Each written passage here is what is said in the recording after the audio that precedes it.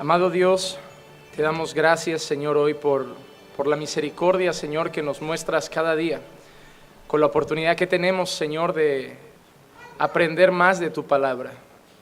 Cada vez que estudiamos las Escrituras, cada vez que profundizamos, Señor, en cada pasaje, en cada versículo, en cada fragmento, Señor, de esta preciosa palabra que tú inspiraste, nos ayudas, Señor, a crecer como creyentes, fortaleces nuestra fe.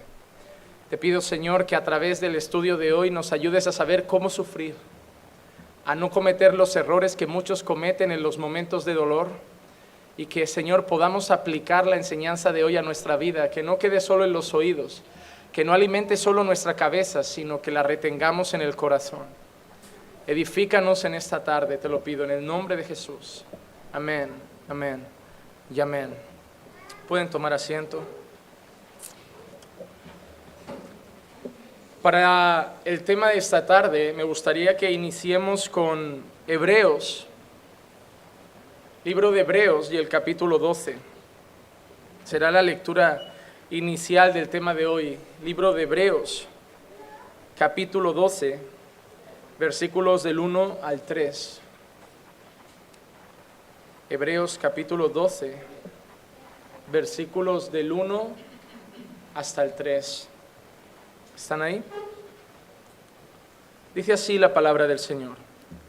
Por tanto, puesto que tenemos en derredor nuestro tan grande nube de testigos, despojémonos también de todo peso y del pecado que tan fácilmente nos envuelve, y corramos con paciencia la carrera que tenemos por delante, puestos los ojos en Jesús, el autor y consumador de la fe, quien por el gozo puesto delante de él soportó la cruz, menospreciando la vergüenza, y se ha sentado a la diestra del trono de Dios.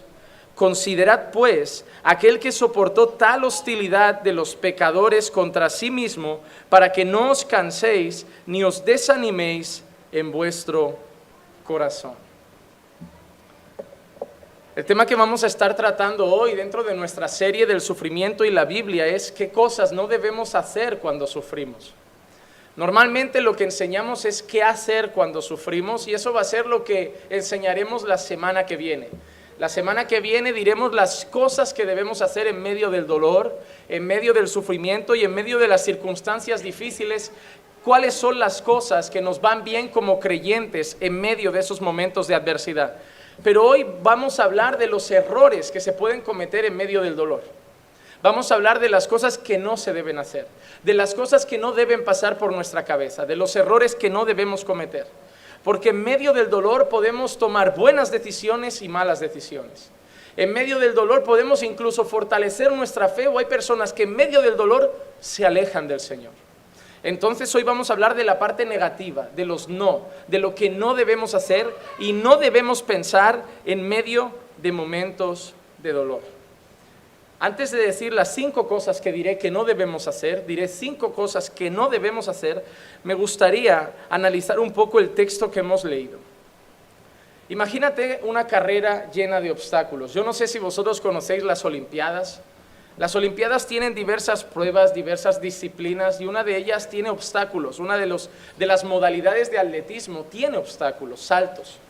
Pero no solo esas carreras de atletismo, sino que hay todo tipo de actividades deportivas que tienen obstáculos de pasar con cuerdas, de saltar por vallas, de agacharse por el barro. Pero al final de toda esa carrera hay un premio, una meta. Ahora yo quiero que penséis en esa carrera llena de obstáculos y una gran meta al final. Imagínate en una carrera llena de obstáculos y que al final de todo te espera una medalla de oro. El premio de ser el campeón olímpico de ese año en esa modalidad. Cuando tú miras la carrera, si quieres estar fuerte, si quieres perseverar, si quieres cobrar ánimo, ¿qué mirarías? ¿Los obstáculos o la meta? La meta. Si lo único que miras durante el inicio de la carrera son los obstáculos y las dificultades, difícilmente vas a estar con fuerza, difícilmente vas a encontrar ánimo. Lo que hace que encontremos ánimo en medio de las pruebas, lo que hace que encontremos ánimo en medio de la carrera de la vida, es mirar la meta, es mirar al final. La semana pasada y las otras semanas ya hablamos un poco de esto, diciendo que pensar en la eternidad, pensar en el cielo, Pensar en el momento final de nuestra redención nos da ánimo en medio del dolor. Y de eso habla también este pasaje. Cuando nosotros leemos Hebreos 12, hay una frase que me gusta mucho y es esta. Hablando de Jesús dice, quien por el gozo puesto delante de él soportó la cruz, menospreciando la vergüenza, y se ha sentado a la diestra del trono de Dios. Dice que él soportó la cruz. ¿Y por qué soportó la cruz?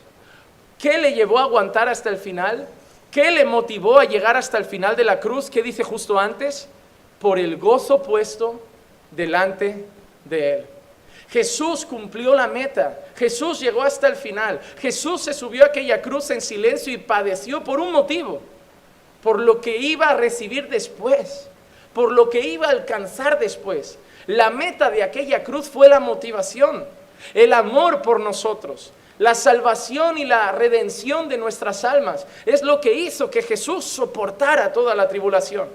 Seguramente en medio de todos los latigazos, en medio de todos los insultos, en medio de todo el camino doloroso hasta el Gólgota, seguramente algo pasaría por el corazón y la mente de Jesús que hacía que siguiera callado y soportando cada golpe y cada insulto. Pensar en nosotros. Pensar en satisfacer la justicia de Dios es lo que fortaleció a Jesús hasta el final. Jesús miraba la meta y por eso soportó todo el dolor. Y nosotros, para soportar todas las dificultades, lo primero que debemos hacer es mirar a la meta. Mirar a la meta. El problema es que la mayoría de nosotros, cuando llega el dolor, solo vemos lo que pasa aquí, lo que pasa hoy, lo que pasa ahora, lo que estoy viviendo ahora, lo que estoy sintiendo ahora, lo que está pasando en mi casa ahora, lo que está pasando en mi vida ahora. Me olvido de la eternidad, me olvido de Dios, me olvido de la salvación, me olvido del cielo y empiezo a sufrir y a hundirme en el pozo porque no pienso en la meta, pienso en los obstáculos, pienso en los obstáculos. Miren, como todo en la vida, hay dos maneras de hacer las cosas. Bien y mal. En la vida solo hay dos maneras de hacer las cosas, bien y mal.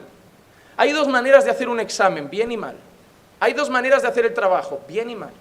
Hay dos maneras de predicar un sermón, bien y mal. Hay dos maneras de ser marido, bueno o malo.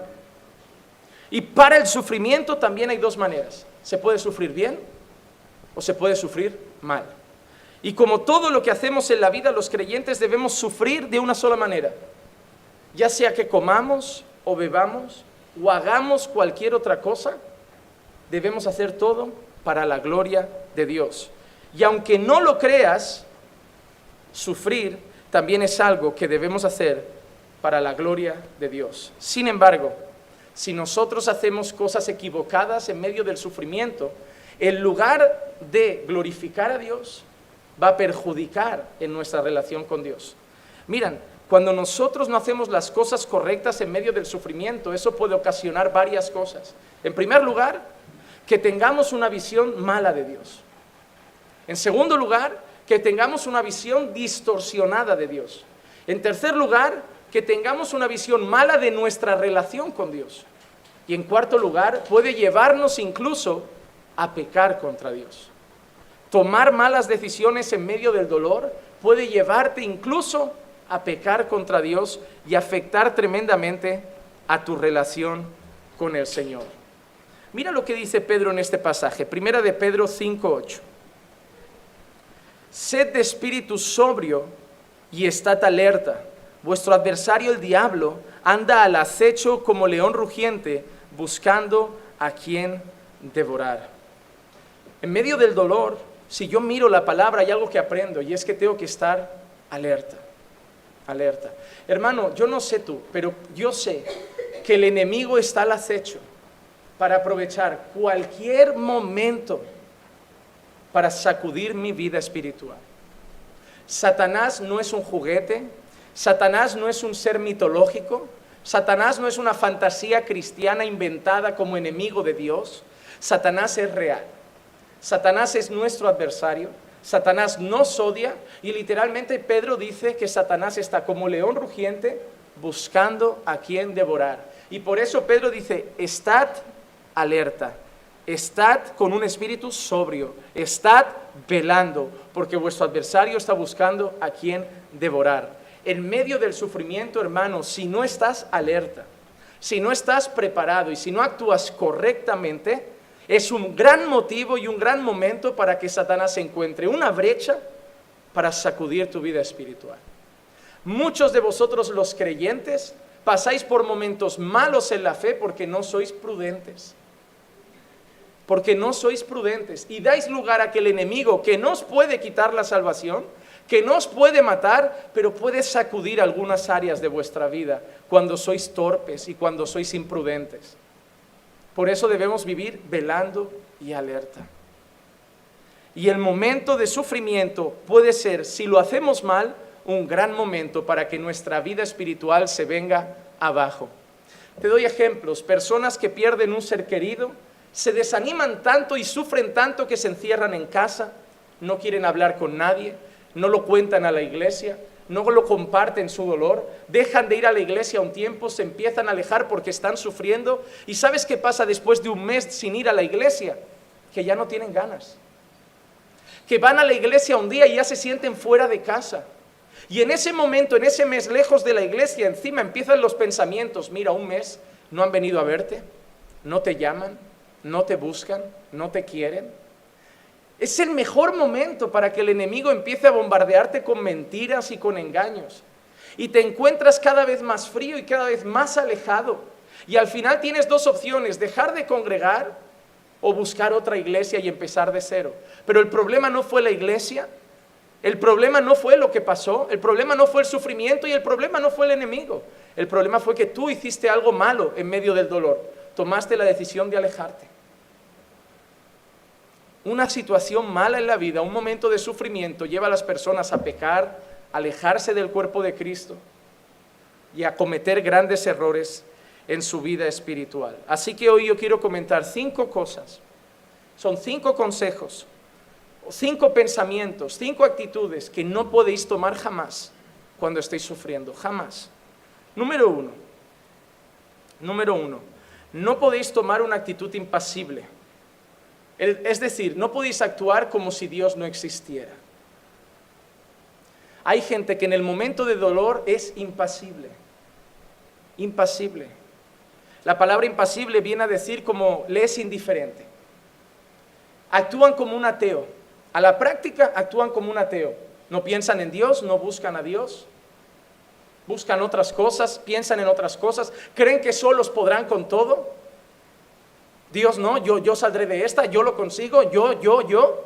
¿Y qué pasa? Que cuando se dan cuenta están más hundidos y más hundidos y más hundidos.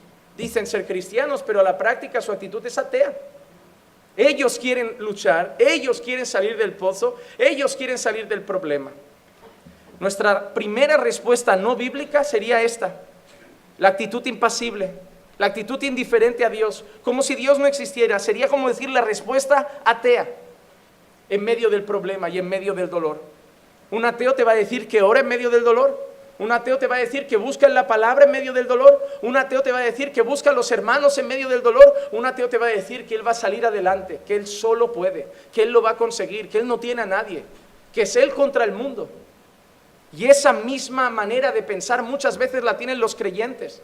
No, yo no tengo que contar con la iglesia, yo no tengo que contar con el pastor. Pero es que tristemente no cuentan ni con Dios. Al final quieren arreglar todo con sus propias manos, porque creen que son muy inteligentes, porque creen que son muy capaces, porque creen que son muy listos, muy sabios, y al final las cosas les van saliendo mal, porque no contemplaron a Dios. ¿Cuál es su actitud en medio de los problemas? Les preguntas cómo están y ¿qué te dicen? Sonríen y te dicen, estoy bien. Es muy curioso que hay un montón de gente en la iglesia que les mandas mensajes, hermano, ¿cómo va todo? Todo súper bien. Y a la semana siguiente o 2 días después te dicen, estoy fatal, dejo la iglesia, no, me quiero morir, Digo, ¿cómo? Hace 2 días sonreías y decías, estoy bien. Y 2 días después te quieres morir, quieres dejar la fe, quieres abandonar al Señor, quieres abandonar todo eso. Algo no es normal, no es normal. No se pasa de la noche a la mañana a estar bien, a querer acabar con todo, a estar bien, a querer acabar con mi vida, a querer acabar con mi matrimonio, a querer acabar con mi iglesia, a querer acabar con mi fe, a querer acabar con todo. No pasa de la noche a la mañana. Pero como yo, en vez de actuar como un cristiano en los problemas, actué como un ateo y le dice a la gente, no, estoy bien, porque cuando yo sonrío y digo estoy bien, por dentro estoy diciendo, yo saldré de esta, no os necesito. Y sí necesitamos a la iglesia. Y sí necesitamos. Ese es el pensamiento de muchas iglesias que cuando tú les preguntas cómo están, siempre te dicen en victoria. Y 2 días después se han divorciado. Vaya victoria. Estoy en victoria y 2 días después está en el bar ahogando las penas en alcohol. No, no estabas en victoria. Bueno, yo declaré victoria para... No, no declares victoria. Si estás mal, estás mal. Si estás triste, estás triste. Si estás abatido, estás abatido. Y eso no está mal. Hermano, déjame decirte una cosa. La tristeza no es pecado. Mira que hay cosas en la Biblia que son pecado. Pero la tristeza no lo es. La angustia no es pecado. La angustia no es pecado. Sentirse desanimado no es pecado. Sentirse frustrado no es pecado. Sentirse abatido no es pecado. Sentirse muy triste no es pecado. Te diría más, rozar la depresión por momentos no es pecado. Somos humanos. Es la muestra de que somos débiles, de que somos frágiles, de que solos no podemos, de que necesitamos a Dios y necesitamos al prójimo. Así que no vayamos de superhéroes. Dejad ese pensamiento antiguo de la iglesia de donde vinisteis, que un creyente siempre está gozoso. Porque muchos venís de iglesias donde parece que estar triste es pecado y cuestionáis, ¿y el gozo del Señor? ¿Y el gozo del Señor? Pues el gozo del Señor me va a sacar de esta, pero hoy no está aquí conmigo. No, eso no es de creyentes. Job no estaba muy gozoso cuando dijo, maldigo el día de mi nacimiento. Elías, el profeta de Dios, no estaba muy gozoso cuando dijo, Dios, mátame. David no estaba muy gozoso cuando en los salmos dice, mi alma está batida hasta lo sumo, apresúrate a socorrerme. Así que no me vengáis a decir que los creyentes no se ponen tristes, que los creyentes no se ponen angustiados, que los creyentes no sufren, porque el creyente sufre, el creyente se entristece y eso es normal, porque somos creyentes, no somos ángeles, somos seres humanos. Y hasta que tengamos un cuerpo glorificado vamos a luchar con el pecado, luchar con malas emociones, luchar con problemas personales. Somos débiles, somos débiles. Así que no nos tiene que dar miedo decir estoy mal, necesito ayuda. La peor decisión en medio del dolor es alejarnos, decirle a la gente que nada me pasa y enfrentar las cosas solo. Ahí es cuando vienen los reproches de la iglesia no vino. Hay gente que viene y dice, pastor, estuve en el hospital y nadie vino a verme. ¿Me dijiste que estabas? No. Pastor, estuve triste y nadie vino a visitarme. ¿Llamaste para decir que te visitáramos? No. No me cuentes rollos. Pastor, estaba angustiado y nadie me llamó. ¿Pediste que te ayudaran en tu angustia? No. Aquí nadie es medium. Aquí ahora tenemos que usar Facebook para averiguar en los estados. Hoy estoy triste, hoy me siento deprimido, para intentar ver cómo están los hermanos. Hermano, ¿tanto cuesta decir, hermanos, visítenme, estoy triste? ¿Tanto cuesta? Usamos el grupo de WhatsApp para tanta cosa, para tanto aviso, para tanta noticia cristiana, para tanto vídeo cristiano. ¿Tanto cuesta poner en el WhatsApp, hermanos, hoy estoy mal, ¿alguien podría visitarme para fortalecerme un poco? Y alguien va a salir de su casa, si no ese día, mañana. Hermanos, si tú no proclamas tus problemas, tampoco busques ayuda mágica que caiga del cielo. Tenemos que contar a la gente que necesitamos ayuda para que la gente venga a ayudarnos. Algo que he aprendido en la vida es que no puedo recriminar que nadie me ha ayudado si yo no he pedido ayuda. Yo puedo recriminar ayuda si alguien me ha dicho, ayúdame, y yo le he dicho, no quiero. Porque la Biblia, ¿saben lo que dice la Biblia? Si tu hermano va a tu casa, pica la puerta y te dice, necesito algo, no le digas, ven mañana. Pero ¿qué ha hecho el hermano? Ha ido a mi casa, ha picado mi puerta y me ha dicho que necesita algo.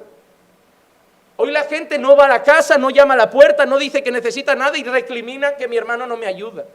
Pero si te das cuenta, el primer paso es pedir ayuda. ¿Tú te imaginas esa gente que se queda sola en una isla desierta?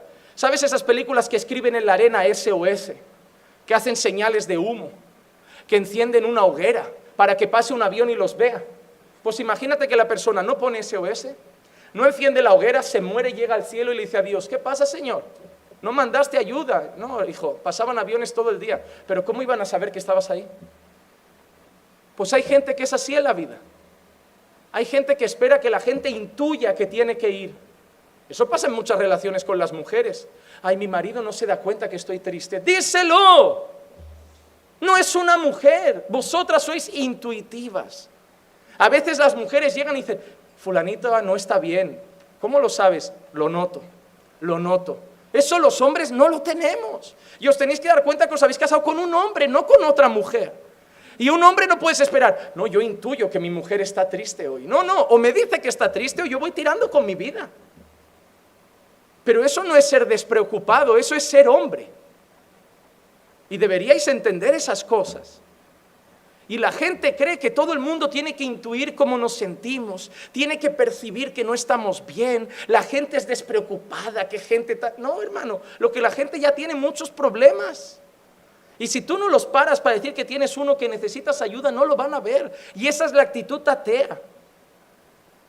De golpe ves en las noticias: el vecino del cuarto se ahorcó. ¿Por qué? No lo sé. No pidió ayuda, parecía un chico normal, bajaba, subía. Porque así hacen los ateos. Viven su vida, se comen sus problemas, lo llevan dentro, y cuando pueden más, acaban con la vida, revientan, hacen una locura. Pero nosotros no somos ateos. Nosotros no cargamos con la vida solos, nosotros tenemos a Dios. Y a veces actuamos como si Dios no existiera. Actuamos como si Dios no existiera. Mira, Génesis 3:5. La serpiente le dice a Adán y Eva: pues Dios sabe que el día que de él comáis, serán abiertos vuestros ojos y seréis como Dios, conociendo el bien y el mal. ¿Saben por qué no nos gusta pedir ayuda? Porque es humillante. Porque pedir ayuda es quitarme la máscara del supercreyente y reconocer que soy un ser humano normal. Porque nos encanta ser el que da consejos a toda la iglesia, el que ayuda a toda la iglesia, pero ahora ¿qué haré yo si me muestro débil? Ya no me pedirán consejo porque verán que yo también soy débil. Bienvenidos a la iglesia donde débiles aconsejan a débiles. La iglesia no es un lugar donde está el equipo de los fuertes y el equipo de los débiles. La iglesia no es un lugar donde está el equipo de los espirituales y el de los carnales.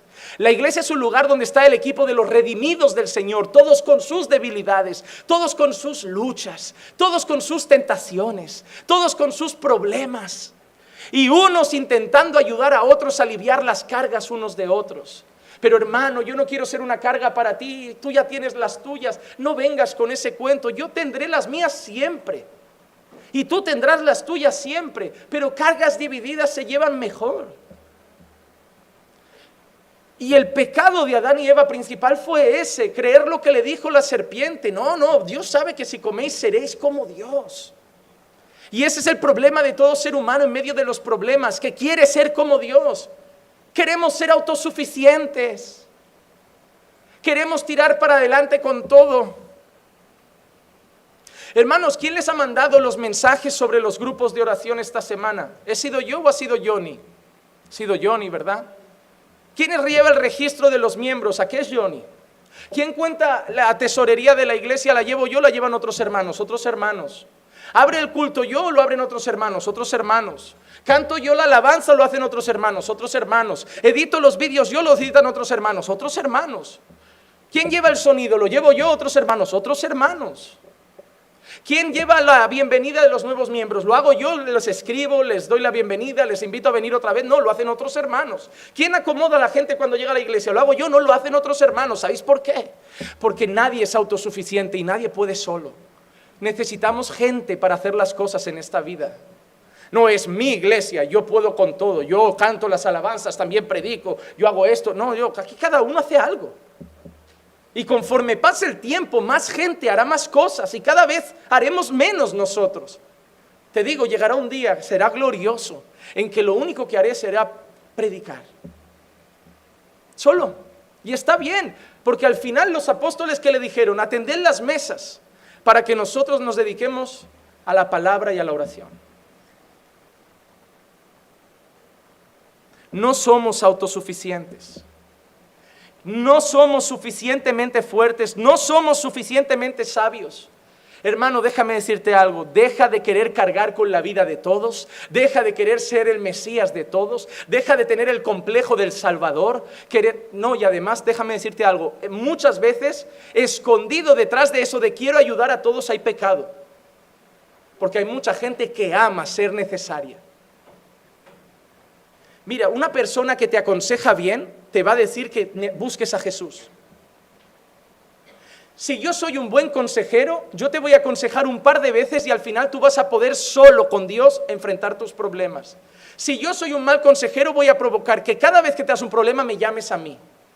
Eso es el síndrome y el complejo de Mesías, de querer que la gente me busque. Ay, pastor, yo no sé qué hago, pero todas las hermanas me llaman a mí cuando necesitan algo. ¿Y lo que te gusta? ¿Y lo que te gusta? Confiesa tu pecado. Te encanta que a las 3 de la mañana busquen tu teléfono. No te las des de humilde de, ay, bueno, pero tengo que cogérselo, hermana, no lloro por ti. No, hermana, yo estoy aquí contigo. Te encanta. Mándalos a Dios, tú te vas a morir un día. Un buen consejero bíblico le hace entender a las personas que el único que necesitan buscar a las 3 de la madrugada se llama Jesucristo. Porque tú un día no estarás, tú tienes familia, tú tendrás hijos, tú tendrás trabajo, no podrás coger siempre el teléfono. Así que el mejor consejo es apuntar a la cruz y decir, allí está tu ayuda, allí está. Hoy voy a estar aquí, hoy te voy a ayudar, hoy lo haremos juntos. Pero vamos a buscarlo a Él para que aprendas a buscarlo solo. Eso es lo que hace un buen consejero. Pero nos gusta ser necesarios. Nos gusta que nos busquen, nos gusta. Y si es así, hermano, arrepiéntete. Porque que te guste ayudar es una cosa, pero que te guste ser necesario es otra. Son cosas distintas. Hermano, la primera actitud mala en medio del sufrimiento es actuar por nuestra propia mano como un ateo, como si Dios no existiera. Querer ser autosuficientes para no quitarnos nuestra máscara de superpoderosos y reconocer que también somos débiles que necesitan ayuda. Hermano, yo te quiero dar, dentro de este punto, yo te quiero dar 2 consejos. En primer lugar, sé humilde. Sé humilde. Hermano, el mayor consejo que te daré en mis años de ministerio sería que cada vez que ores, antes de pedir trabajo, antes de pedir dinero, antes de pedir poder, antes de pedir lo que quieras, pide humildad. Pide humildad. Porque si hay algo que necesitamos todos, todos, y espero que ningún corazón piense hoy aquí dentro, no, yo soy humilde, no, si lo has pensado, eres quien más lo necesita. Todos necesitamos más humildad, todos, absolutamente todos. Así que la primera cosa en medio de esa actitud de autosuficiencia, en medio del dolor, es ser humilde. Primera de Pedro 5, 6 y 7 dice, humillaos pues bajo la poderosa mano de Dios para que Él os exalte a su debido tiempo, echando toda vuestra ansiedad sobre Él, porque Él tiene cuidado de vosotros. Este versículo dice 3 cosas gloriosas. Número 1, reconoce la autosuficiencia como orgullo, como orgullo. Dice, humillaos pues bajo la poderosa mano del Señor. Hay un mandato que es humillarnos bajo la mano del Señor. Humillarnos bajo la mano del Señor. En segundo lugar, nos presenta un Dios salvador poderoso. Él tiene el poder y no tú. Él puede con los problemas, no tú. Él puede con el dolor, no tú. Tú no eres fuerte. Tú no lograrás salir de la angustia. Tú no lograrás salir de la depresión. Tú no vas a poder. Ni el psicólogo lo va a conseguir. Solo Dios te va a sacar de ese pozo. Solo Dios. El psicólogo te va a dar pastillas. El psicólogo te va a dar terapia para relajarte. El psicólogo te va a enseñar a respirar, a no pensar en algunas cosas. El psicólogo te va a ayudar a no pensar en los problemas. Pero el Evangelio te dice que puedes tener paz en los problemas. El psicólogo te dirá, si cambias lo de fuera encontrarás paz dentro, pero el psicólogo no sabe que a veces lo de fuera no depende de nosotros, que el cáncer de mi madre no lo puedo cambiar, que las drogas de mi hijo no las puedo cambiar y que en medio de esa tormenta puedo tener paz ni con pastillas, ni con antidepresivos, ni con tila, ni con relajantes, sino con el glorioso evangelio que me dice que Dios está conmigo.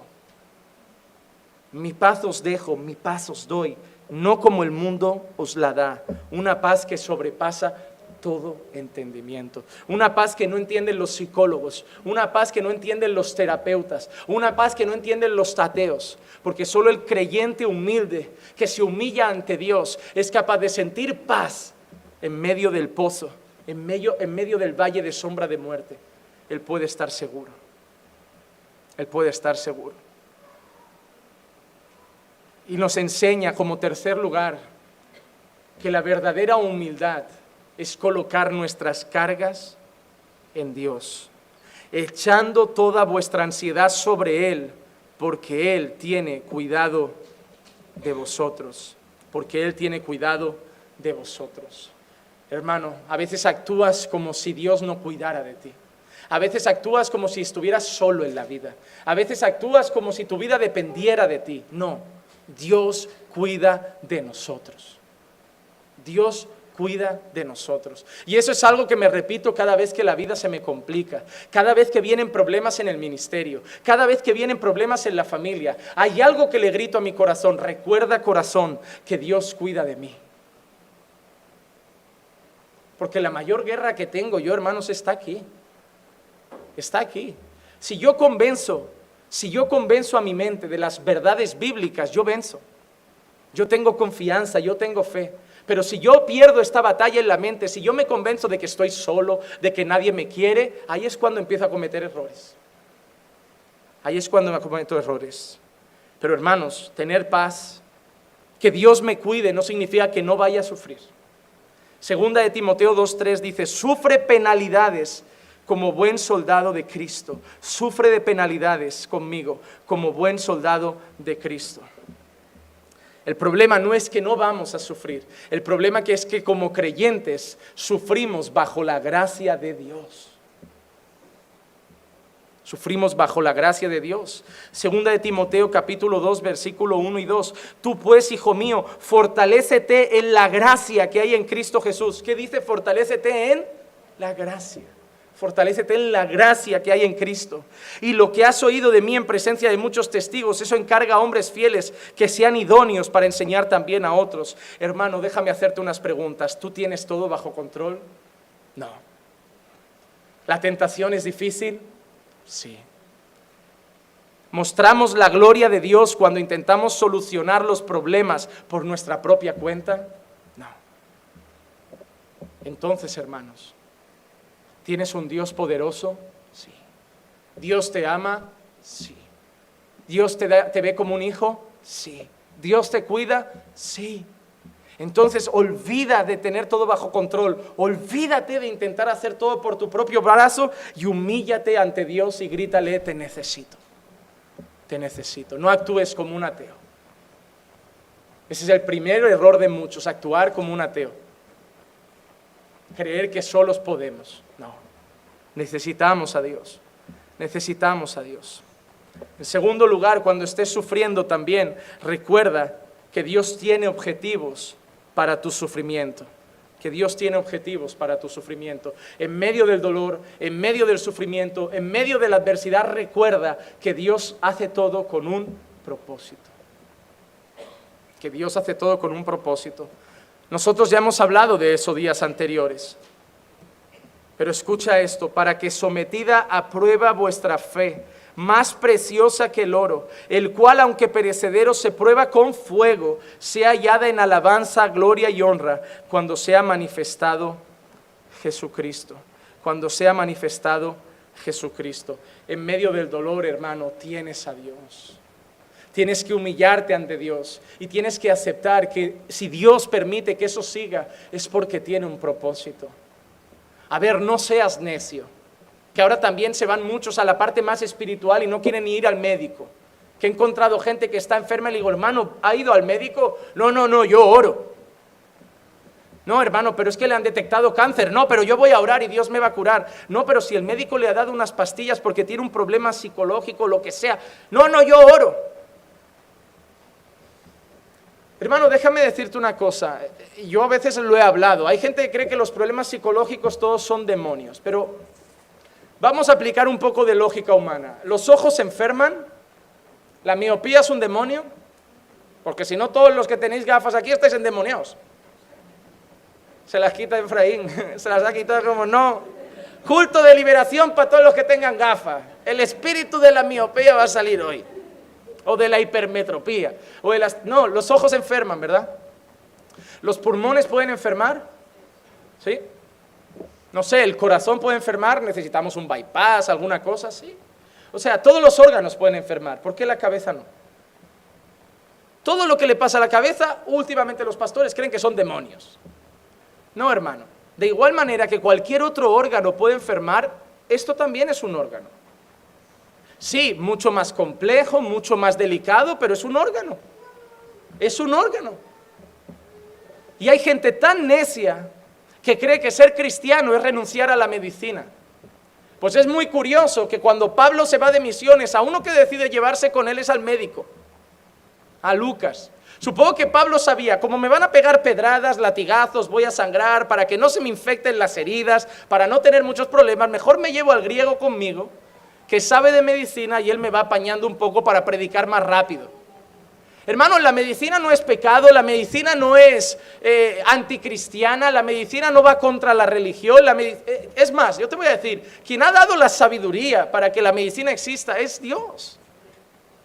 Estoy convencido que el que ha dado la capacidad a los médicos para aliviar nuestros dolores, para ayudarnos en nuestras enfermedades, es Dios.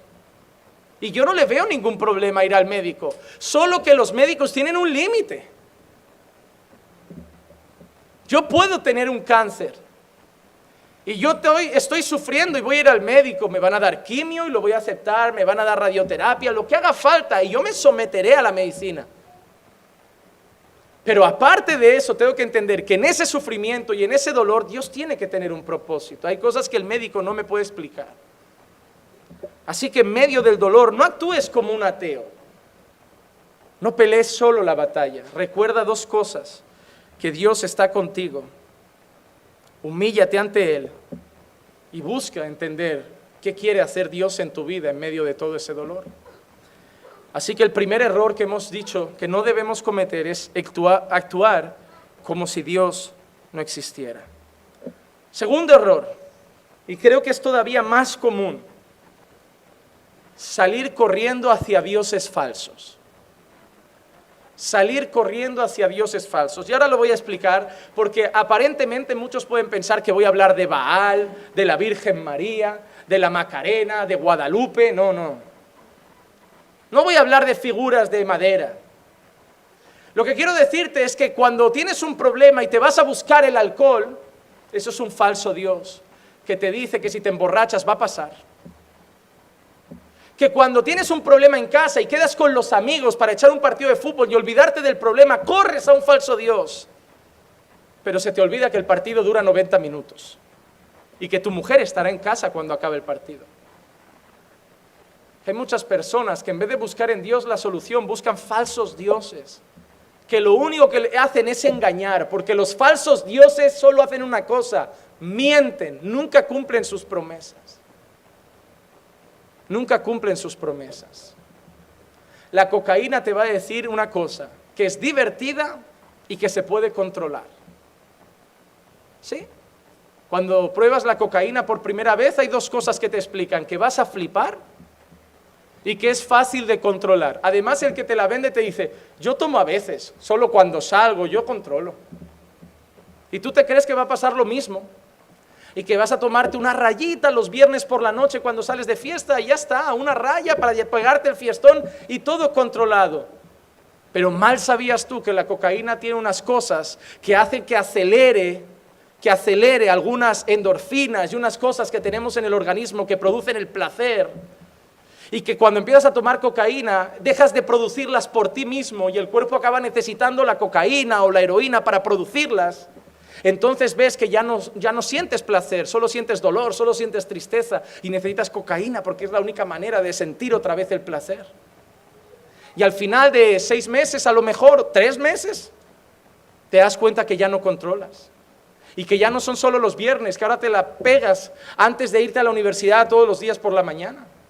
Y que necesitas una media tarde para estar la tarde estudiando bien espabilado. Y una el viernes para salir, y una el sábado para trabajar, y una el domingo para empezar la semana con fuerza.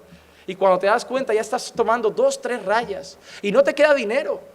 Y tienes que robar a tu madre, y tienes que robar a tu padre, y robar a tu familia, o robar por la calle para pagar cosas, o pides prestada la droga y le dices al camello que se lo pagarás mañana y no tienes dinero para pagar el camello. Y él no es un chico simpático, él te va a buscar, y él te va a encontrar, y si no tienes dinero te va a pegar, y si no te va a matar.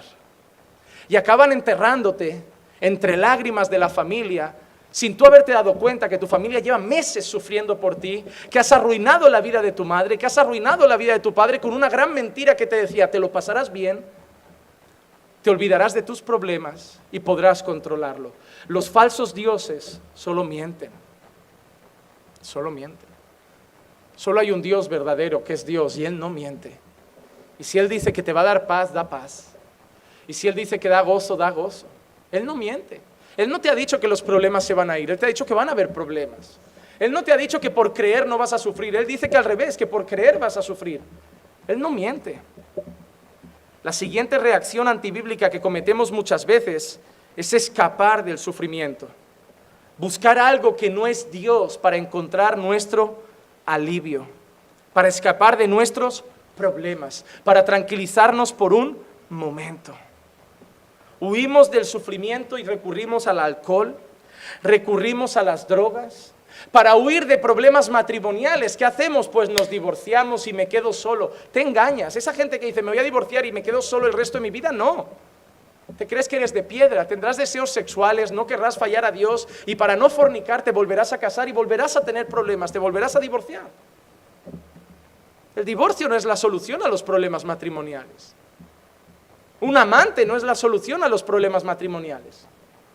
Ni las drogas son la solución, ni el alcohol es la solución, ni un amante es la solución, ni el divorcio es la solución, ni el sexo es la solución, ni ir de compras es la solución, ni comerte 1 kilo de helado de chocolate es la solución.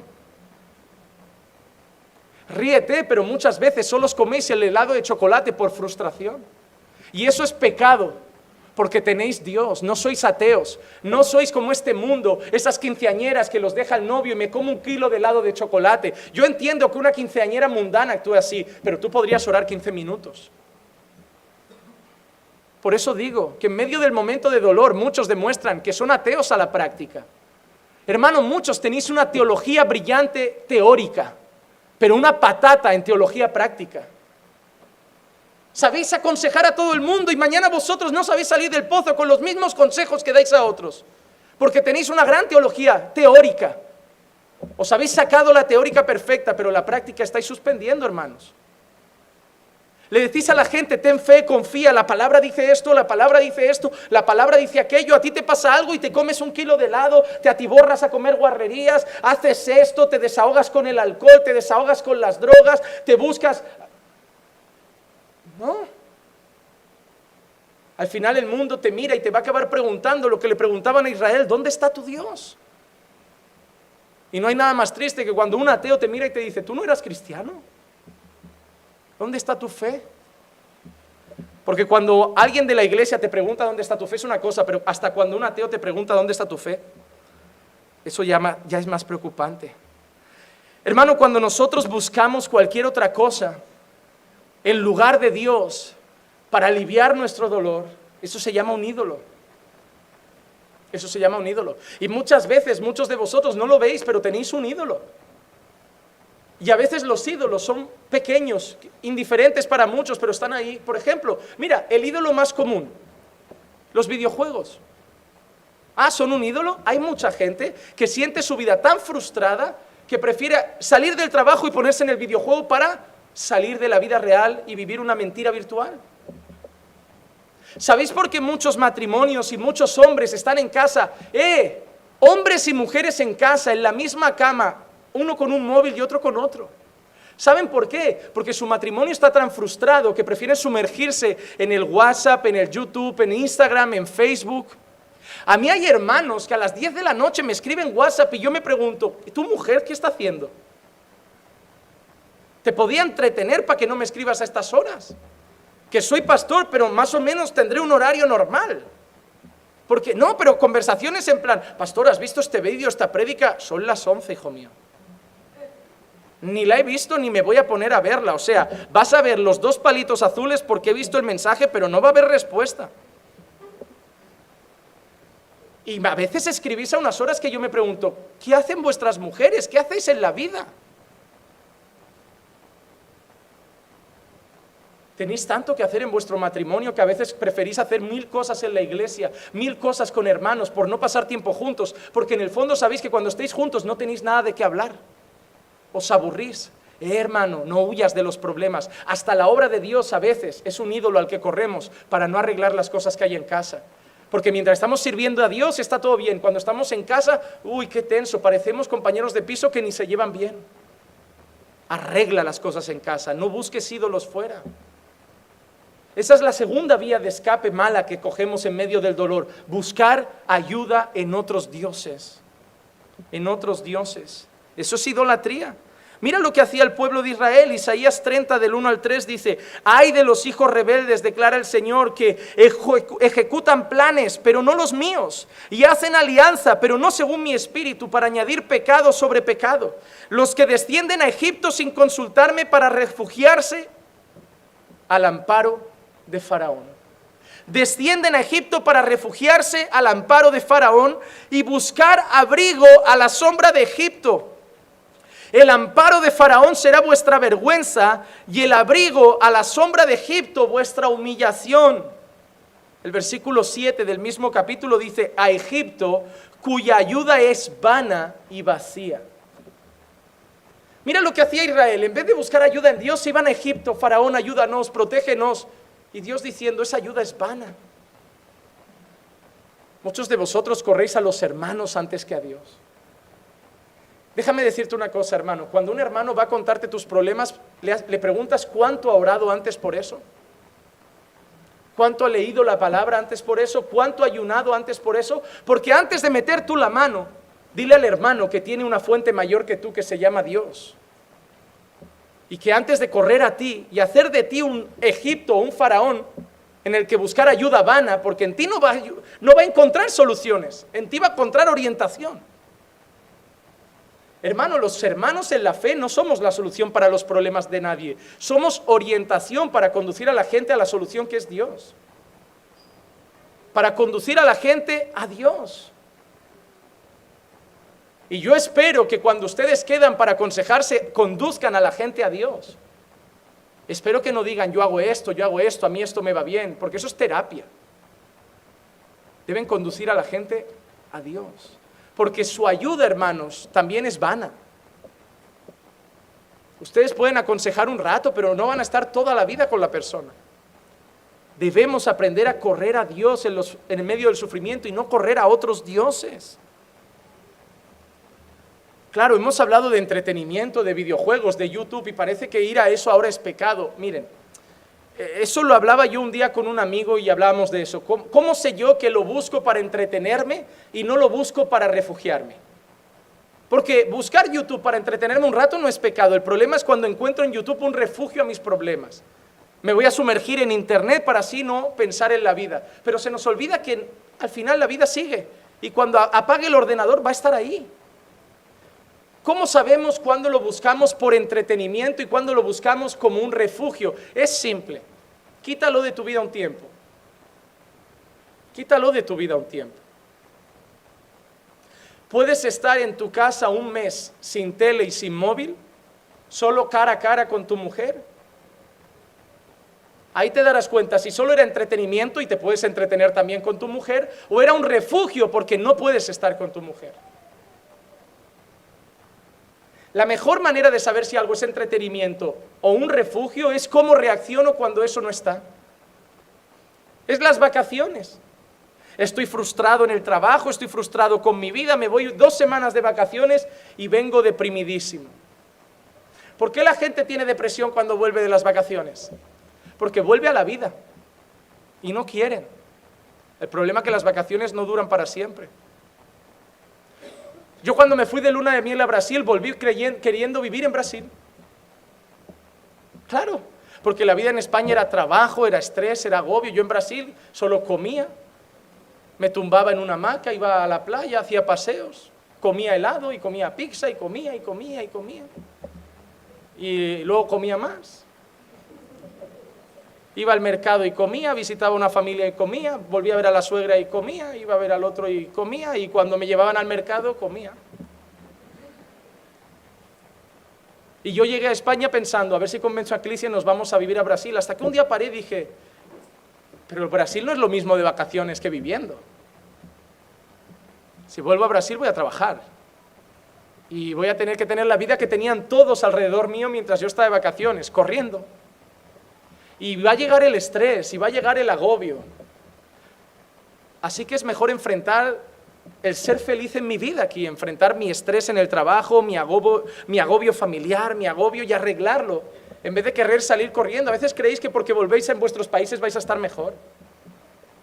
Es que en España se está mal, estás más mal tú. Nunca le digas a la gente que en España se está mal, por favor. En España estamos muy bien. Algunos estaréis mal, pero en España estamos muy bien. No me falta comida. Con el salario mínimo, quieras o no, me da para vivir tren y hasta de vez en cuando para comerte alguna hamburguesa con tu mujer. Da para vivir, y quien se esfuerza y trabaja bastante, da para ahorrar incluso, y mañana tener hasta una casita. O sea, no se vive mal si ahorras bien, si administras bien tu dinero, si no haces locuras y si eres esforzado. Claro que los vagos viven mal, pero los vagos viven mal en España, en Perú, en Ecuador, en Brasil, en Chile y en China. No, hermano, el problema, ¿sabes qué? Es que no se vive mal en ningún lado. Bueno, hay sitios que tendrán mucha crisis ahora, pero en la mayoría de sitios la gente esforzada, la gente que tiene un matrimonio sólido y la gente que está bien con Dios, la mayoría de gente será feliz en cualquier lado. Porque la felicidad no está en los países, la felicidad está en Dios. Yo si mañana me tengo que ir a Brasil a vivir, seré feliz. Y si me tengo que ir a Perú, seré feliz. Y si me tengo que ir a Chile, seré feliz. Y me acostumbraré a la comida y me acostumbraré a la cultura. Es que la cultura es diferente. Cuando viniste de tu país, ¿qué pensabas? ¿Que nosotros sacaríamos las maracas y bailaríamos merengue porque es tu cultura? Pues claro que es así. Claro que es diferente. ¿Qué esperabas? Es que los españoles no somos venezolanos, no somos colombianos, somos españoles. Pero se está bien en todos lados, cuando estás bien tú y no buscas estar bien con los de fuera. El problema es que buscamos fuera lo que no encontramos dentro. Y buscamos ayuda en otros dioses, cuando Dios es suficiente. Dios es suficiente.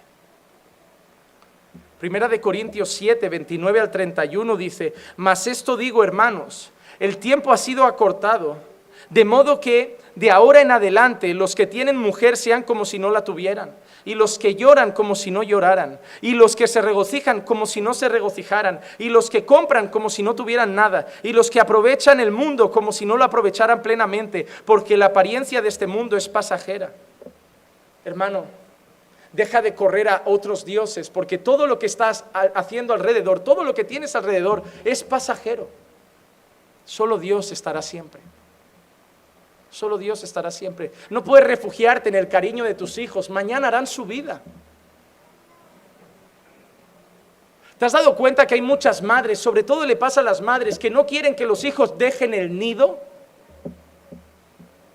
Que han sacado hasta libros de terapia del síndrome del nido vacío, cuando los hijos se van. Cuando los hijos se van, se han ido. Antiguamente un padre se ponía feliz y ahora se deprimen. Por eso antiguamente los hijos se iban con 20 y ahora se van con 40. Porque cada vez que llega una mujer que parece que te va a sacar de casa y vas a vivir con ella, la madre te dice, no me convence, no la veo buena para ti. A ti tampoco te veían buena para nuestro padre y ahí estás. Nadie va a estar buena ante tus ojos, nadie va a ser suficiente. Ninguna nuera es suficiente, ningún yerno vale la pena para un suegro. Pero con que valga la pena para la que va a ser su mujer, vale. Ya está. El problema, ¿sabes qué es? Volvemos a lo mismo. mi matrimonio es una frustración. Tenemos un hijo para llenar un vacío. Le damos al hijo todo el cariño y lo malcriamos porque como es el centro de nuestro alivio, mientras nos centramos en el niño, no tenemos que centrarnos en nosotros. Y si tenemos dos, mejor, así que tú te entretienes con uno y yo con otro. Y cuanto menos hablemos, mejor, porque cuando nos quedamos en silencio solos, nos damos cuenta que ya no tenemos nada en común. Entonces, mimo al niño, eso trae otro problema, un niño malcriado, que se cree el ídolo de la casa porque lo tratamos como un ídolo. Y cuando el niño quiere hacer su vida y dice, me voy, no te puedes ir, que me quedo sola con tu padre. Y es que no tenemos nada de qué hablar. Es que mi felicidad está en ti, es que mi gozo está en ti, es que yo me siento completa contigo, a mí mis hijos me completan, es que vosotros habéis estado en mi vientre, yo os he dado la vida, no me la ha dado Dios, no. Tú me has criado para otra mujer. Y espero padres y madres que lo tengan claro. Deben criar a sus hijos para que salgan, no para que se queden. Cuando un hijo llega a los brazos de un padre, si es varón, desde el primer día tiene que hacer de él un gran esposo. Desde el primer día que está en esos brazos es voy a hacer de ti un hombre de provecho, trabajador, un buen creyente y un buen marido. Y en cuanto aparezca una mujer estaré haciendo, toma, está preparado para vivir solo. Y las madres con las niñas igual, voy a hacer de ti una buena mujer, una buena hija de Dios, una buena esposa. Y en cuanto llega un hombre le entregaré una mujer que lo va a saber cuidar. Pero ahora que los padres entregan a niños de 30 años, con el síndrome de Peter Pan, que no saben cocinar, que no han hecho nunca la cama, van a vivir juntos, no tienen dinero para pagar a alguien que haga las cosas de casa y no saben hacerlas. Llegas a las casas y leonelas y te reciben con la misma frase de, ay, disculpa, hoy está así. Es que he venido 7 veces de visita a esta casa y siempre me dicen lo mismo. Hoy me has pillado así, oye, es que el otro día hubo un tornado, lo de las Bahamas, llegó aquí un poco.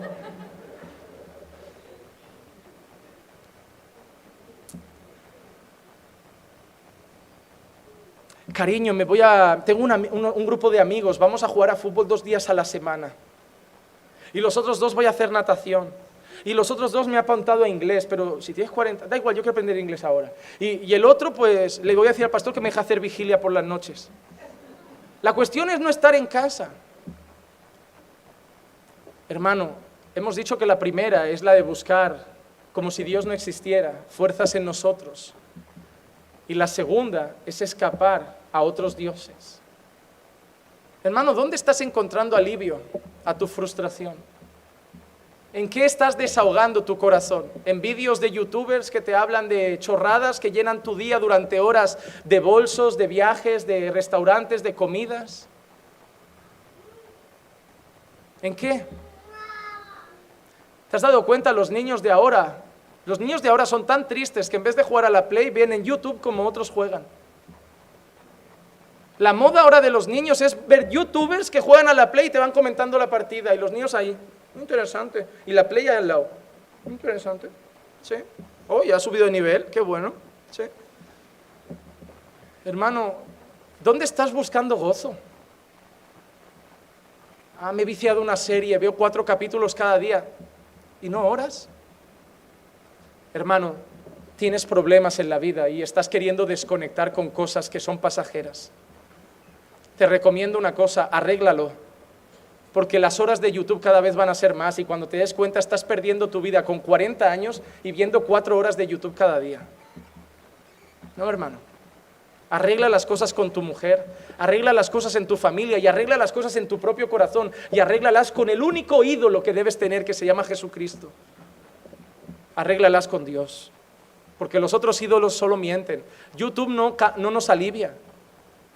Hermano, yo también lo he hecho, llegar a casa y decir, voy a ver la tele para desconectar. Estoy agobiado, estoy triste. No, ahora dejadme un rato, necesito desconectar. Y para desconectar tienes que estar alejado de tu familia. Porque es lo que le decimos.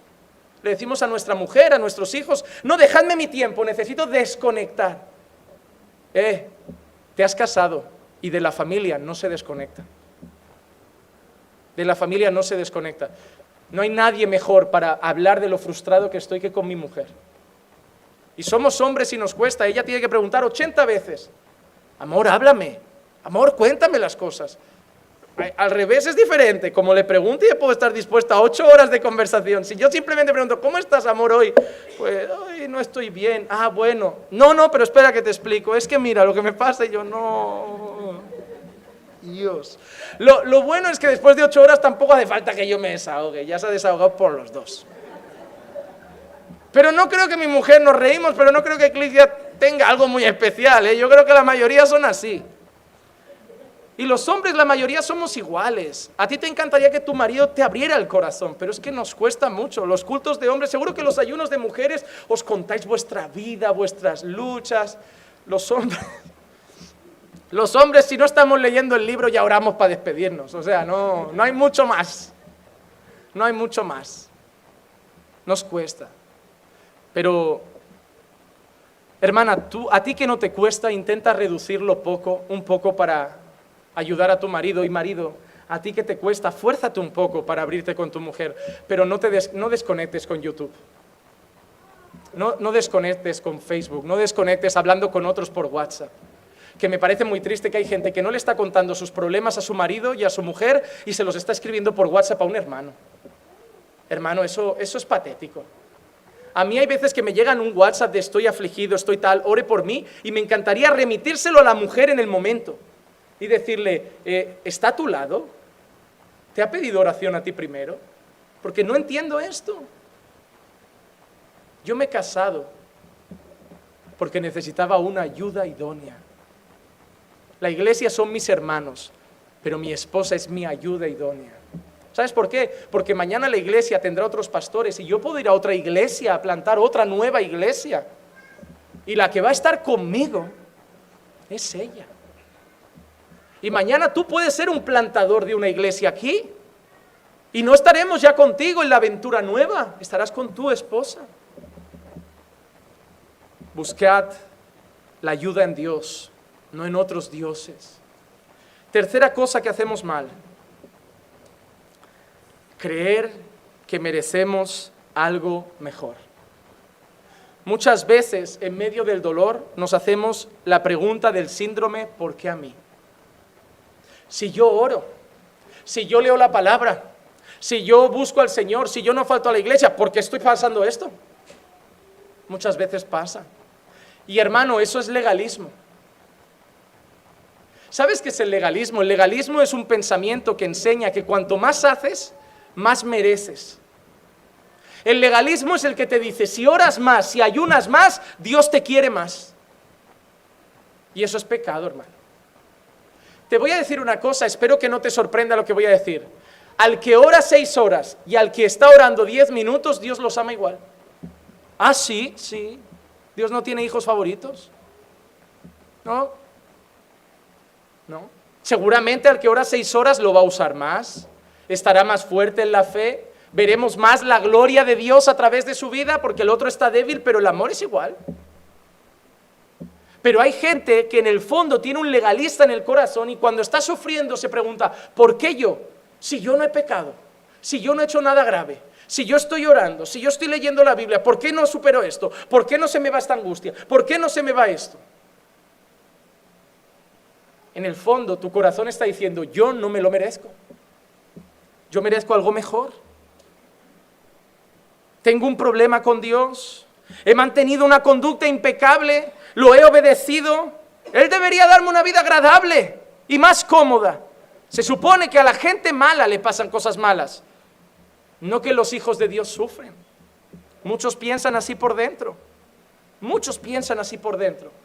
Mira lo que dice Isaías 49:6. Poco es para mí que tú seas mi siervo para levantar las tribus de Jacob y para que restaures el remanente de Israel. También te di por luz de las naciones para que seas mi salvación hasta lo postrero de la tierra. Para que seas mi salvación hasta lo postrero de la tierra. Mira qué promesa más grande. Vas a ser mi pueblo, vas a llevar mi salvación hasta lo postrero de la tierra. Israel pensaría, somos el ojito derecho de Dios. Ahora te hago una pregunta, ¿Israel sufrió? ¿Israel padeció? Yo estoy leyendo los profetas, Jeremías, estoy leyendo Lamentaciones, estoy leyendo ahora Ezequiel, y ¿sabes qué? Son palos y palos y palos de Dios. ¿Sabes qué provocó eso? Que el pueblo de Israel empezara a volar por un montón de sitios. El dolor, el castigo de Dios empezó a moldear el carácter de Israel y también empezó a esparcir a Israel, porque ese castigo venía muchas veces con inundaciones de tribus enemigas que los llevaban cautivos y empezaron a estar esparcidos por un montón de lugares. Y cuando yo llego al libro de Hechos y veo el día de Pentecostés, yo leo: y moraban en Jerusalén judíos, varones piadosos de todas las naciones bajo el cielo. Habían judíos de todas las naciones. ¿Por qué? Porque el sufrimiento que Dios trajo a ese pueblo por su pecado y su rebeldía llevó al pueblo a un montón de lugares y acabaron hablando de Dios a otros lugares y se convirtieron personas de un montón de naciones. ¿Israel sufrió? Sí. ¿Dios tenía un propósito en ese sufrimiento? Lo tenía. ¿Valió la pena ese sufrimiento? Valió la pena. Hermano, cuando el dolor llegue a tu vida, no pienses ¿por qué? Porque el apóstol Pedro, en 1 de Pedro 4:12 dice: amados, no os sorprendáis del fuego de prueba que en medio de vosotros ha venido para probaros, como si alguna cosa extraña os estuviera aconteciendo. Y tú te extrañas cuando llegan las dificultades, y tú te extrañas cuando llegan las pruebas, y el apóstol Pedro dice: no te sorprendas. No te sorprendas. ¿Esperas sufrir? Vas a sufrir. Lo que sería raro es que pasara una década en tu vida y no sufrieras nada. Eso sería extraño. ¿Crees que la vida va a ser cómoda? No lo va a ser. No lo va a ser. En lugar de sorprendernos, el mismo apóstol Pedro, en 1 de Pedro 4:13 dice: antes bien, en la medida en que compartís los padecimientos de Cristo, regocijaos para que también en la revelación de su gloria os regocijéis con alegría. Pedro dice: no os sorprendáis, antes bien regocijaos. Estáis sufriendo, pero estáis sufriendo en Cristo, estáis sufriendo por Cristo. ¿Por qué estoy sufriendo? Pues probablemente porque el Señor quiere trabajar con tu corazón, quiere hacerte más como Jesús. Y para hacerte más como Jesús, como al barro, hay que apretarte. Y eso va a doler, eso va a doler. Hermano, cuando se me salió una vez el hombro jugando a fútbol, se veía un bulto aquí muy extraño. El hombro no estaba en su sitio. Y cuando llegó el entrenador con el fisioterapeuta en el equipo, porque te lo ponen ahí mismo, me cogieron del brazo y me dijeron la mentira de siempre: contamos hasta 3 y te lo ponemos. Y te lo hacen en el 2. Siempre lo hacen. Así que cuando me pasó la segunda vez una cosa parecida, cuando llegaron al 2 yo ya sabía. Además se lo dije: cuento hasta 3 y te pongo la rodilla bien. Digo: va a ser en el 2, yo sé que va a ser en el 2. Lo tenía que haber hecho en el 1. Dolió un montón, hermano. Pero para dejar las cosas bien hacía falta ese dolor. Hacía falta ese dolor. Hermano, para que tengas el carácter de Cristo, vas a sufrir. Vas a sufrir. Ni las piedras preciosas se forjan tranquilas, hay que pasarlas por oro. Ni el barro se forja tranquilo, hay que amasarlo, y a veces si no gusta hay que quebrarlo y hacerlo nuevo. Hermano, para ser como Cristo vas a sufrir. Pero no vas a sufrir porque Dios es macabro, vas a sufrir porque tu corazón es resistente y es malvado. El mayor impedimento entre tú y ser como Cristo eres tú. Es que yo no puedo vivir una vida cristiana tranquila por mi familia. Es que yo no puedo tener una buena vida de oración porque mis hijos me estresan. El mayor problema entre ser como Jesús y tú, eres tú. Y por eso Dios tiene que apretar tu corazón. Así que en medio del dolor, nunca pienses que tú no mereces eso. Sino que en medio del dolor recuerda que todos sufrimos y que todas las cosas cooperan para el bien de aquellos que aman a Dios. Que ese sufrimiento que Dios me está haciendo pasar tiene un buen propósito: conformarme a la gloriosa imagen de su Hijo Jesucristo. Número 4.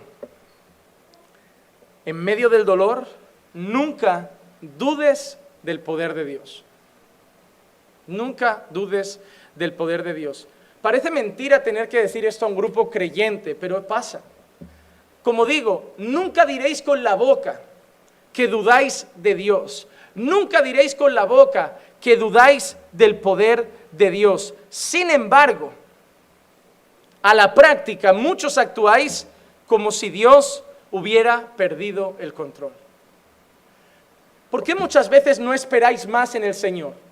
¿Por qué después de un par de semanas esperando, llorando, ya tomáis una decisión precipitada? Porque en el fondo de vuestro corazón hay incredulidad y creéis, no, Dios no va a responder, mejor lo hago yo ya. En el fondo tu corazón te dice, no, mira, Dios no te va a contestar, mejor haz algo tú por tu cuenta. Pero Dios ha prometido que te va a responder en 3 semanas, en 4 semanas, no. La Biblia solo dice que esperes en el Señor, no te dice cuánto. Algunos hombres esperaron años en tener la respuesta del Señor, pero muchas veces en medio del dolor pensamos que Dios no puede evitarlo.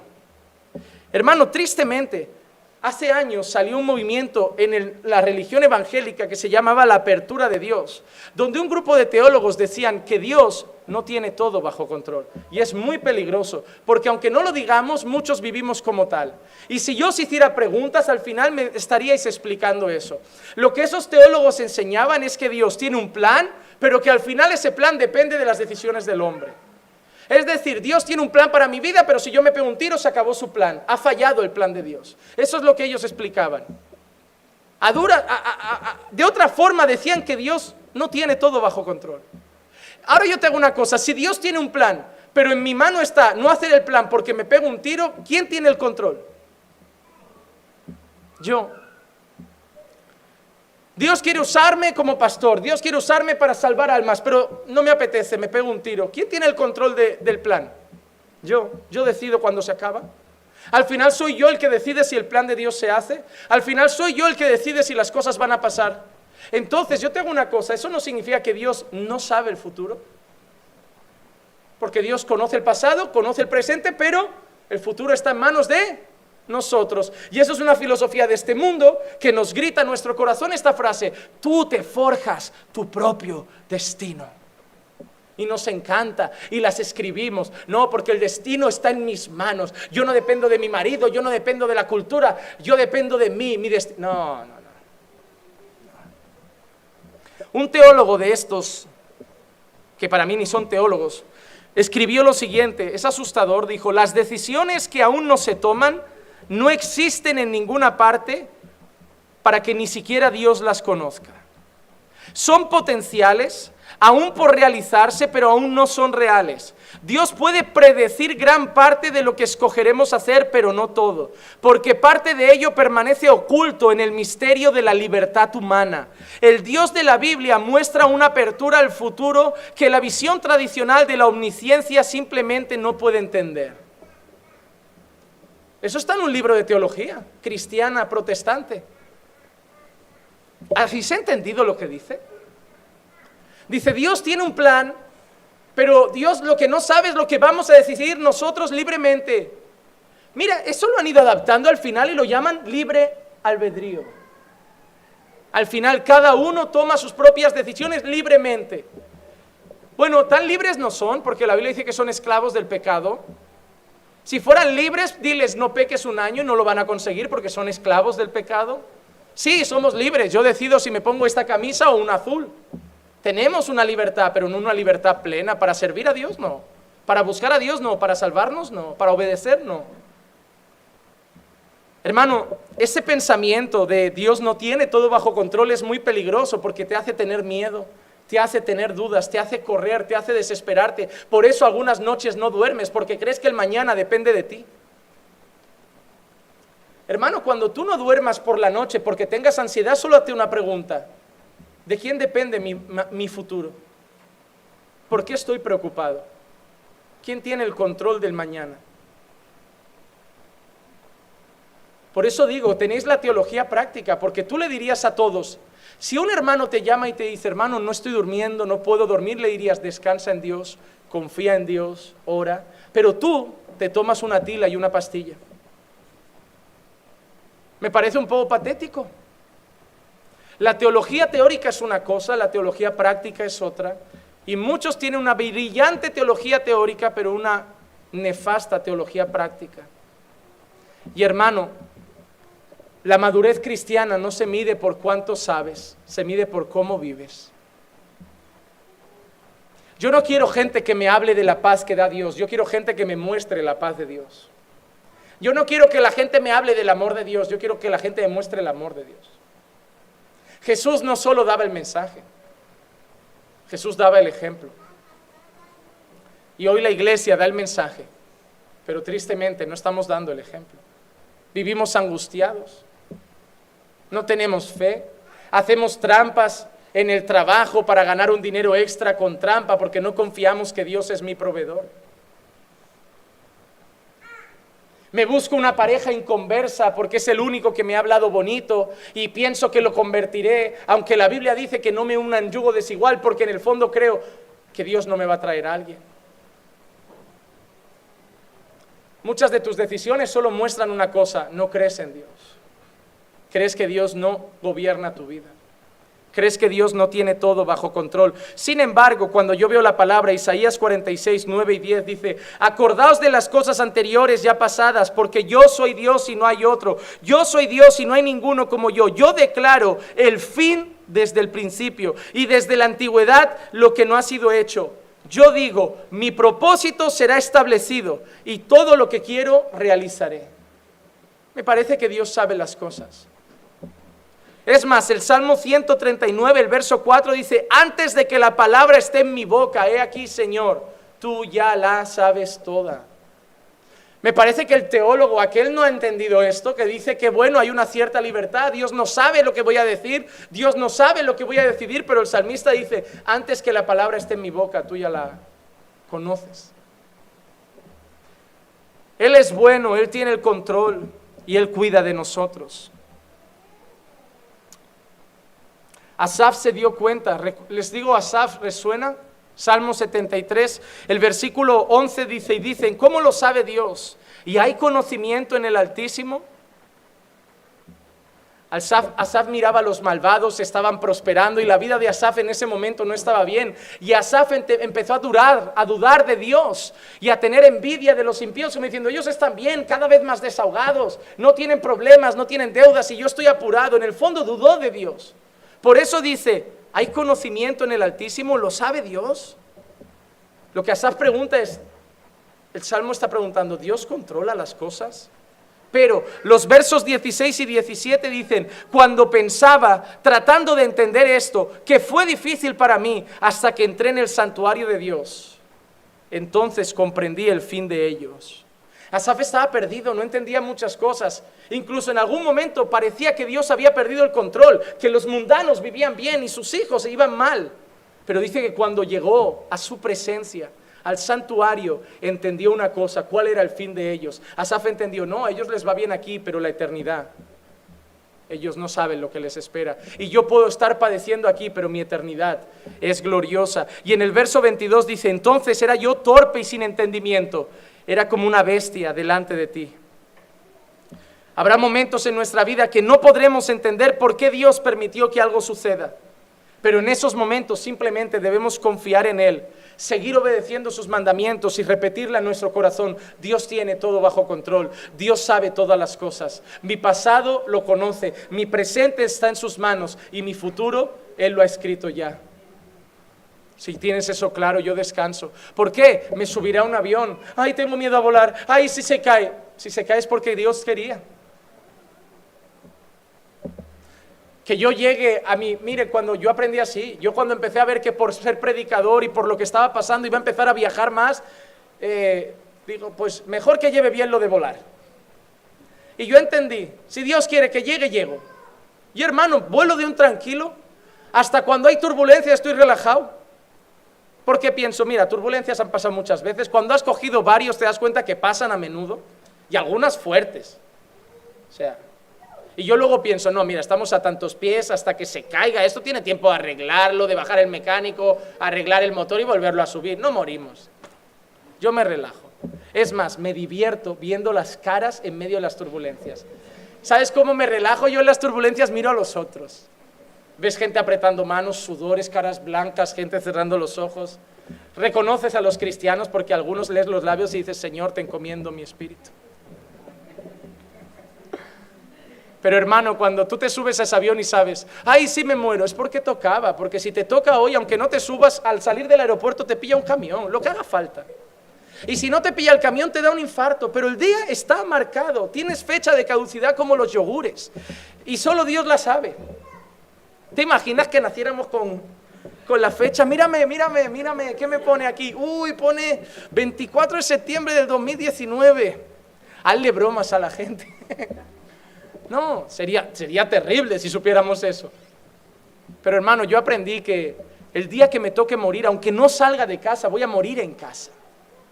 No me voy a quedar en mi cuarto así quieto, de pie, nada me puede pasar, se puede parar el corazón. El botón de on y off de nuestra vida está en manos de Dios. Está en manos de Dios. Así que coge el coche tranquilo. A ver, no conduzcas con los ojos cerrados diciendo, si no es mi día no me muero. No, a ver, no tentarás al Señor tu Dios. No le tapes los ojos al piloto de avión y le digas, no, yo. Pero confía en el Señor.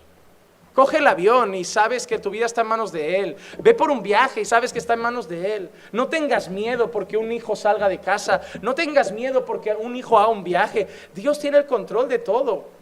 Y a veces vivimos en nuestro corazón como si no lo tuviera. Y la última cosa, en medio del dolor, nunca pienses que Dios te ha cogido manía. Pastor, eso es una tontería. No. Porque hay muchas veces que porque has fallado a Dios, te convences de que ahora Dios ya no te está tratando bien. Tú mismo te dices, me merezco todo esto, me merezco sufrir porque ahora Dios está enfadado conmigo, y acabas hundiéndote, y encima la justificación de hundirte más es que Dios ya no me quiere, es normal, si es que yo le he fallado, si no merezco eso. Mira hermanos, una cosa es humillarnos ante Dios y otra cosa es flagelarnos continuamente. Mira hermano, humíllate ante Dios, reconoce tus errores, pero hermano, no te estés mutilando a ti mismo siempre. No te estés diciendo no valgo, soy un miserable, no, ya está. A veces hay gente que parece que lo que quiere es mostrar una falsa humildad. No hermanos. A veces, ¿sabes qué pasa? Que crees que Dios no te ama. O algo mejor. A veces crees que Dios no tiene un plan tan bueno para ti como el que tú tienes. Mira lo que dice Hebreos 12 del 5 al 8. Además, habéis olvidado la exhortación que como a hijos se os dirige. Hijo mío, no tengas en poco la disciplina del Señor, ni te desanimes al ser reprendido por Él, porque el Señor al que ama disciplina y azota a todo el que recibe por hijo. Es por vuestra corrección que sufrís. Dios os trata como a hijos, porque ¿qué hijo hay quien su padre no discipline? Pero si estáis sin disciplina, de lo cual todos han hecho sido participantes, entonces sois hijos ilegítimos y no sois hijos verdaderos. Qué grandes verdades hay en ese texto. Si me está corrigiendo, si me está permitiendo pasar por un momento de dolor, si me está haciendo pasar por esto, no es que no me ame, es que me ama, como un padre ama a un hijo. Hermano, no te dejes engañar en medio del dolor creyendo que Dios ya te ha cogido manía y por eso te hace pasar de una a otra. No es que te está disciplinando como un padre disciplina a un hijo. A veces tú mismo te engañas porque ves hermanos, miren, hay hermanos o no hermanos, personas que han estado con nosotros en la iglesia, que ahora van al mundo, se van de fiestas, se emborrachan y te empiezan a engañar diciendo, pues yo ahora soy súper feliz, pues fuera de la iglesia, yo ahí sí que estaba mal, y ahora aquí la gente es honesta, aquí la gente va de cara, y te empiezan a presentar el mundo como algo bueno, y tú los ves y dices, mira, y encima tienen trabajo, y Dios no les castiga, parece que desde que se han desviado viven mejor. ¿Sabes por qué? Porque Dios no les castiga, ¿y sabes por qué no les castiga? Porque no son sus hijos. Porque no son sus hijos. Si un hermano de la iglesia se va al mundo y te empieza a decir, en el mundo se está mejor, ahí estamos los verdaderos, ahí todo está bien, no le hagas caso. Eso es la mentira del diablo. Ellos están bien porque Dios no los castiga y no los está castigando porque no fueron sus hijos nunca. Dios solo castiga a sus hijos, disciplina a sus hijos, que no es lo mismo, porque los ama. Quiero leer una cita rápido de D.A. Carson que dice así: Es la incertidumbre de leer lo que está sucediendo, lo que a veces engendra el dolor.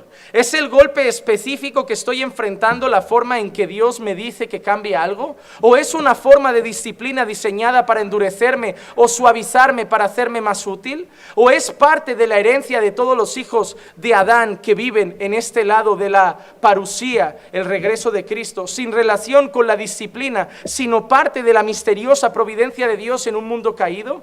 Pero debemos siempre decidir. Si un pequeño autoexamen nos muestra cómo mejorar, debemos mejorar. Pero si hay momentos en que todo lo que el cristiano puede hacer responsablemente es confiar en su Padre Celestial en medio de la oscuridad y el dolor, que así lo haga.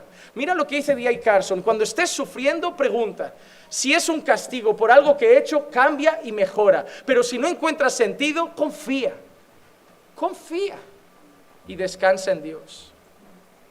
Y por último, no seas como Jonás, que cree que estás sufriendo porque el plan de Dios para tu vida no es bueno y quieres trazar otro camino. Porque al final Dios te va a llevar a donde quería llevarte el primer día. Hermano, pídele a Dios como el salmista: escudriñame, oh Dios, y conoce mi corazón. Pruébame y conoce mis inquietudes y ve si hay camino en mí malo y guíame en el camino eterno. Hermano, 5 cosas en medio del dolor. No actúes como un ateo, tú solo, como si tú solo pudieras, como si Dios no existiera. Número 2, no corras a otros ídolos, no corras a otros ídolos. Número 3, no creas que mereces algo mejor y no mereces eso que estás pasando. Número 4, no dudes de que Dios tiene las cosas bajo control. Y número 5, no dudes del amor y el cuidado de Dios sobre tu vida. Sé como Job, que al final de todo, en Job 1, 20 y 21 dice: al llegar a este punto, Job se levantó, se rasgó las vestiduras, se rasuró la cabeza y luego se dejó caer al suelo en actitud de adoración. Entonces dijo: desnudo salí del vientre de mi madre y desnudo he de partir. El Señor ha dado, el Señor ha quitado. Bendito sea el nombre del Señor. Aunque no entiendas lo que estás pasando, adora a Dios. Vamos a orar.